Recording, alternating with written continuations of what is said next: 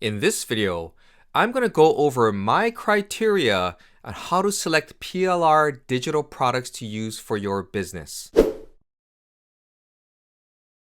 Hi, I'm Ken Furukawa, and I provide helpful tips and information to help you build your online business. If this is your first time here, click the subscribe button and hit the bell so you don't miss out on content like this.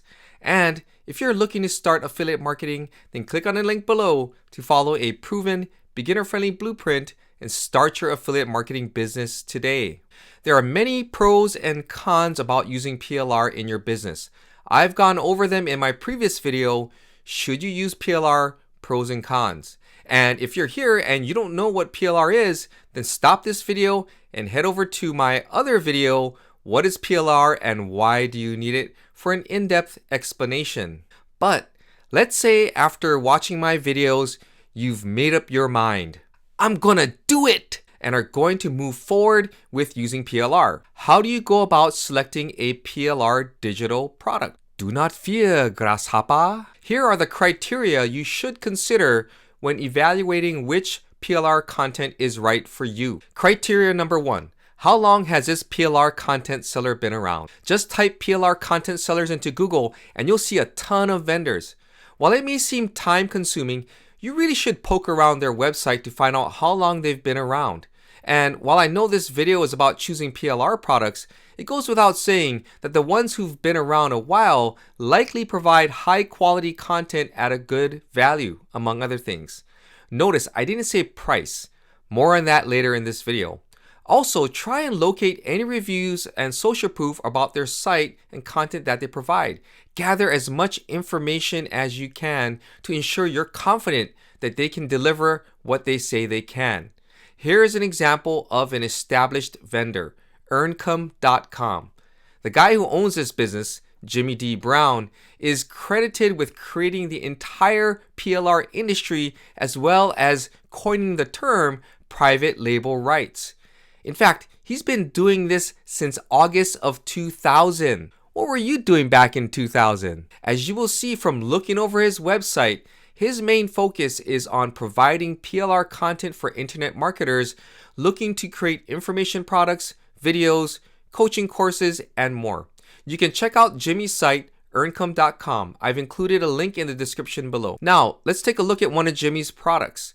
When you scroll down, you'll see him offering something. Did you see it? Let me scroll down again. Yep, you guessed it. This takes me to criteria number 2.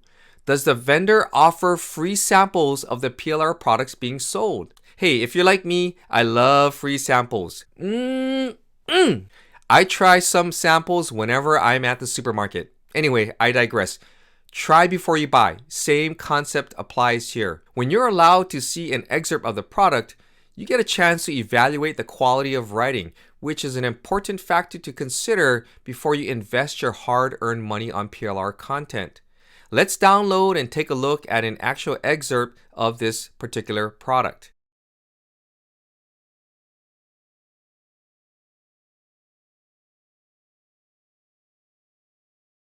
As far as I can see, this is high quality stuff. The writing is excellent and there are no glaring grammatical or spelling errors. You can also easily determine that the content has been written by native English-speaking professionals. Next up, criteria number 3. Is the content updated? Is it relevant? Relevant content is more than simply having words on the page. The content needs to be well written, concise, and genuinely useful at the time you offer it up to your target audience. So this is why it's important to be able to get a sample before you buy. The world changes every day, so the content you put forth needs to reflect what is happening now and is relevant to your audience. If the information seems old and outdated, it might be a sign that you don't want to purchase that PLR content. This ties into criteria number 4. Do they provide any support? The more reputable PLR content providers will offer up their support and guidance so that you can maximize your PLR content investment. This can include things like coaching calls, email or chat support, even a toll-free number you can call. Here's an example of a PLR content provider, Content Sparks, who provides a way for you to get your questions answered by sending in a support ticket. But it gets even better. They also have a free 10-day online course challenge where they'll teach you how to start up your online business with brandable, done-for-you content and course kits. They say they're so confident that you'll be able to create an online course in 10 days that they're giving you the brandable content for free. In addition, you'll get access to their private Facebook group. I also noticed that they provide helpful tutorials on how to set up a sales funnel. Now that's a provider that is willing to put their money where their mouth is. And that level of value is important to consider. Criteria number 5. How many buyers have access to the same content as you? If there is no stated limit to the amount of buyers who have the same content as you, then you should take that as a warning sign. Some vendors will tell you how many copies of the product they will allow to be sold. In this example, you can see this vendor, Liz Tomey, a veteran of PLR sellers, clearly shows the amount of copies left for order. Is this false scarcity? Maybe, but if you've done your research about the seller's reputation, you can make an informed decision. Liz happens to be a well-respected PLR seller, so the chances that she's telling the truth are pretty good. Others, based purely on the price they charge, will likely have less customers who've purchased the PLR product. Look at Content Sparks, for example. Their products range anywhere from $47 to as much as $1,500 for a complete A to Z course. Even if you were to buy something in that lower price range, say around $77, the chances are low that a ton of people have purchased that particular product. On the flip side, if you're looking at a product that's $17, the chances are high that a lot of people have bought that particular product, which leads me to the last criteria. Criteria number 6. Let's talk about price. Do you buy PLR content that is cheap, or do you buy PLR that is expensive, say $97 or more? Now I understand cheap and expensive are subjective.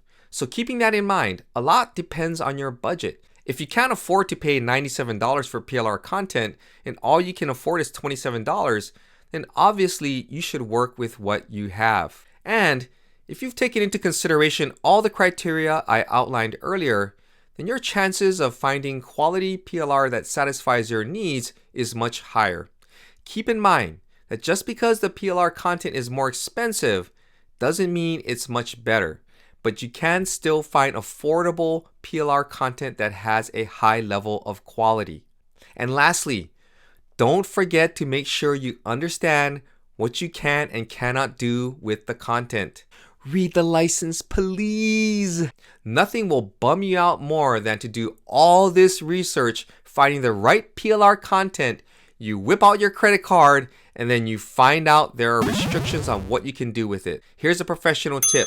If you've signed up for a PLR content service where you pay a monthly or annual fee for access to their content database, make sure you read the terms of service.